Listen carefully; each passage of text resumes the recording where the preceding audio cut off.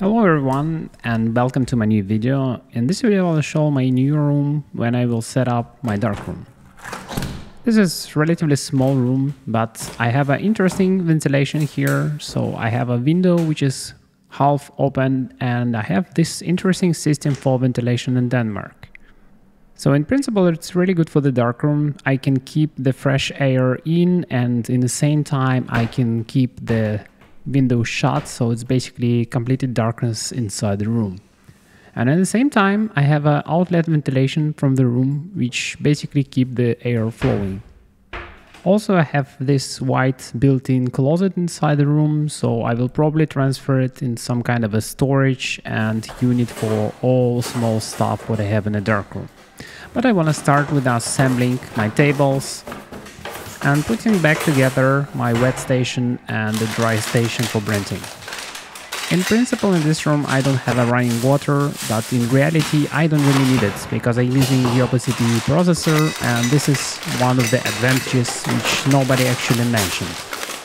You don't really need a lot of water, and in principle you can keep the water more or less safe, so all of the chemicals you would damp anyway in a safety storage.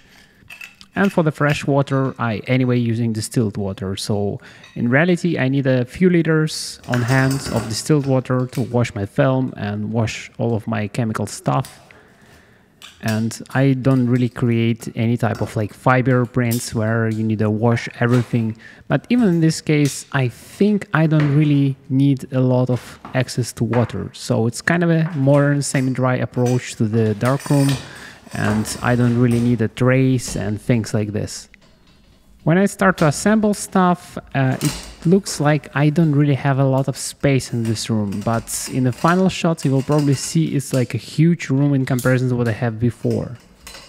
In principle, I can install a lot of good stuff in this room, but my main purpose to have everything on hand and in the same time have a scanning solution which is already will be set up in the room, and additionally I want to have everything stored in the same room.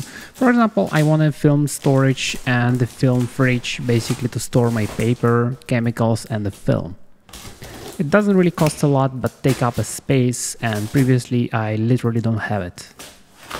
And when I unpack the boxes, I just expecting everything to be in the same shape what I actually put it back in the box.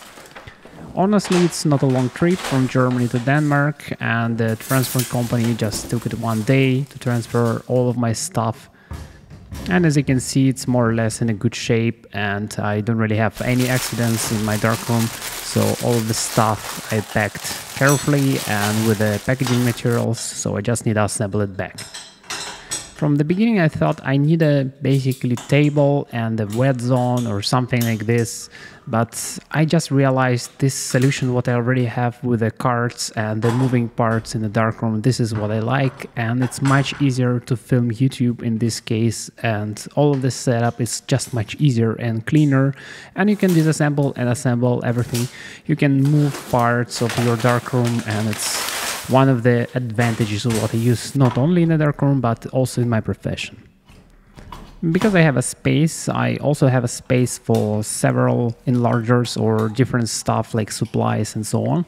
But as you already know from my videos, I try to keep it minimal and keep straight from like 6:6 printing from my Hasselblad and 35mm printing from my Leica M4 II. So I'm already quite happy with all of my setup, and now it will be more or less just cleaner. So I keep everything before in these carts, and I just move the carts in the bathroom, and now I just have a more space and I can put only useful stuff in these carts. And because I only have a few power outlets in this room, the solution with the cart which is plugging inside the wall and you have all the supplies which is connected to the cart is just amazingly working also here.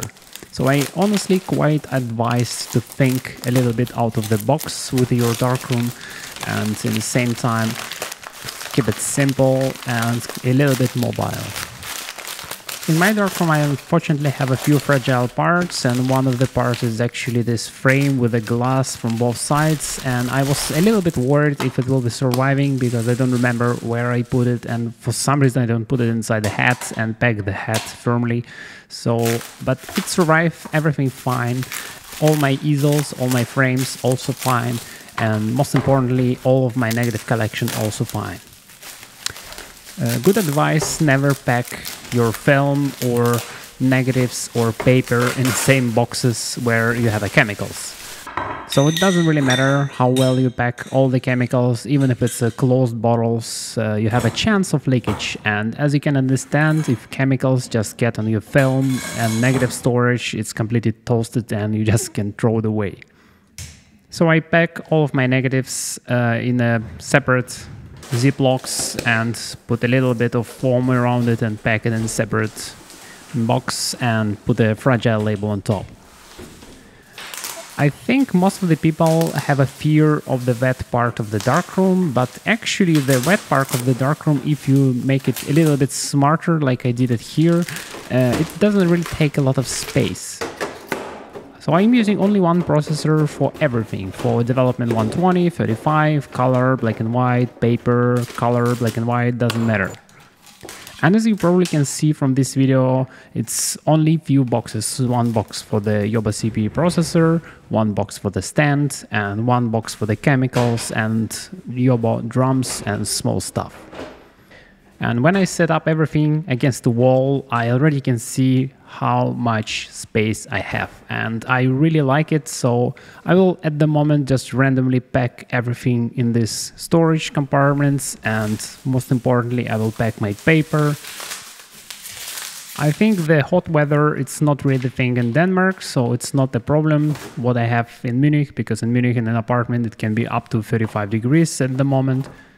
No ventilation, and in the same time it's a huge problem for film storage, but film you can put in a fridge, but the big box with the paper, it's not really possible.